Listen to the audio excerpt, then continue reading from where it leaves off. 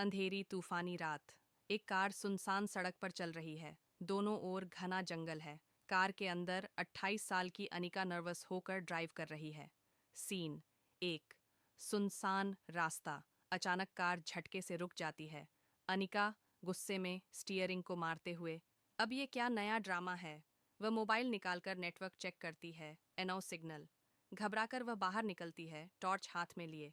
हवा तेज चल रही है। पत्ते सरसराने की आवाज के बीच एक हल्की फुसफुसाहट गूंजती है। फुसफुसाहट धीमे डरावनी आवाज में, अब नी का। अनिका चौंक कर इधर उधर देखती है। कोई नहीं दिखता। वह खुद को समझाती है और कार का बोनट खोलती है। अचानक जंगल के अंदर एक हल्की रोशनी टिमटिमाती दिखती है। एक जर्जर बोर्ड पर लिखा है, ओल्ड हॉलो इन। कोई और उपाय न देखकर वह उस ओर बढ़ती है। सीन दो। रहस्यमयी हवेली। हवेली पुरानी, टूटी फूटी और सुनसान है। अनिका जैसे ही दरवाजे के पास पहुंचती है, दरवाजा खुद ब खुद चरमराते हुए खुल जाता है। अनिका धीमे स्वर में, ओह, यह जगह तो और भी डरावनी लग रही है। वह अंदर जाती है। दीवारों पर पुराने पोर्ट्रेट्स टंगे हैं। अचानक रिसेप्शन काउंटर पर रखी घंटी अपने आप बज उठती है। अनिका डरकर पीछे हटती है। तभी एक बूढ़ा आदमी अचानक प्रकट होता है। बूढ़ा मालिक मुस्कुराते हुए, स्वागत है। वो अपनी जान बचाने के लिए बस से उतरकर भागने लगती है। आगे जाकर उसे रास्ते में कुछ लड़कियां दिखती हैं। आपको मेरा नाम मित्सुको उन्हें चिल्लाते हुए वार्न करती है, लेकिन वो लड़कियां कुछ समझ नहीं पाती। मित्सुको किसी तरह एक लड़की को बचा लेती है, लेकिन बाकी लड़कियां बुरी तरह मारी जाती हैं। यह देखकर वो लड़की भी कुछ समझ नहीं पाती और बहुत डर जाती है। तभी आगे से कुछ लड़कियों का ग्रुप साइकिलिंग करते हुए आ रहा था। उन्हें रोकने के लिए वो लड़की आगे बढ़ती है, लेकिन वो तेज हवा उस ग्रुप के साथ उस लड़की को भी काट देती है। जिसके बाद मित्सुको जंगल के रास्ते भागती है, जहां वो एक नदी के पास पहुंचती है। वहां पर भी कई सारे लोग कटे पड़े हुए थे।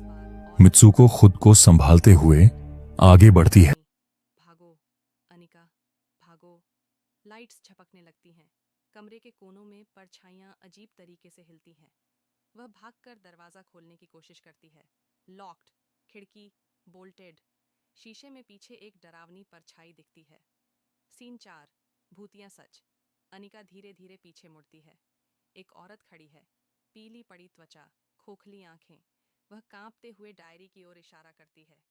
भूतिया मित्सुको औरत अकी नामक लड़की को पहचान लेती है, यहाँ से क्योंकि ज्यादा वो उसकी बचपन की दोस्त थी। भी हमारे अकी साथ उसके साथ नॉर्मल बिहेव करती है, जोर से करें। जैसे कि उनका रोज का मिलना जुलना हो।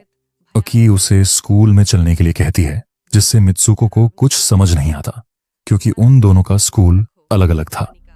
लेकिन आकी उसे यकीन दिलाती है कि वो इसी स्कूल में उसके साथ पढ़ती है। मित्सुको को अभी भी कुछ समझ नहीं आ रहा था। वो कुछ नहीं कहती और आकी के साथ जाने लगती है। इस दौरान हम लोगों को यह भी पता चलता है कि मित्सुको और आकी लेस्बियंस थीं and they both love each other. तभी एक हवा का झोंका आता है, जिससे मित्सुको बहुत डर जाती है, क्योंकि उसे लगता है कि वो हवा सबको काट देगी, पर ऐसा कुछ भी नहीं होता। एक ही उसे संभालती है और कहती है कि वो उसके साथ इसी स्कूल में पढ़ती है। मित्सुको सारी बात आकी को बताती है, जिस पर आकी कहती है कि यह तुम्हारा एक बुरा सपना था। मित्सुको को यकीन दिलाने के लिए आकी उसे लेकर खिड़की के पास जाती है और उसे समझाती है कि ऐसा कुछ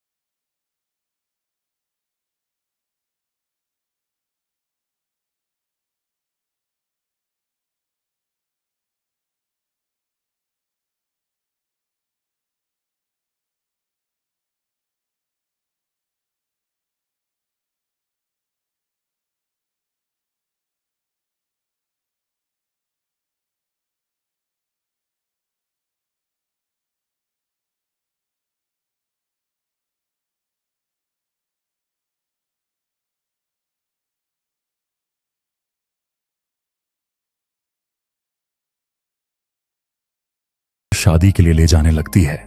वहां पहुंचने पर सारे लोग उसे देखकर बहुत खुश होते हैं, लेकिन मित्सुको बहुत घबराई हुई होती है क्योंकि उसे कुछ समझ नहीं आ रहा था।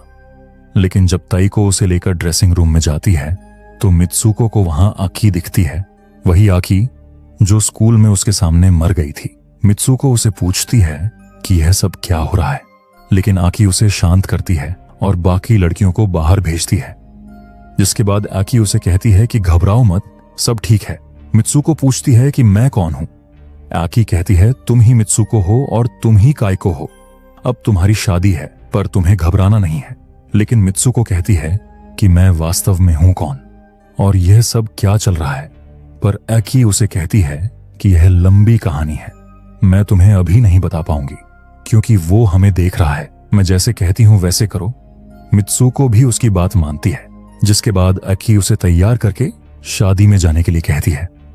तभी कुछ लड़कियां आकर उसका मजाक बनाती हैं, लेकिन आकी उन्हें बहुत ब्रूटल तरीके से मार देती है और मित्सुको को कांच की टूटी बोतल देकर शादी में जाने के लिए कहती है। मित्सुको कुछ समझ नहीं पाती, लेकिन वो ऐसा ही करती है। मित्सुको के आते ही सारे लोग उसका धूमधाम से स्वागत करने लगते हैं, लेकिन जैसे जैसे मित्सुको आगे बढ़ रही थी वैसे सारे लोग अजीबोगरीब हरकतें करने लगते हैं।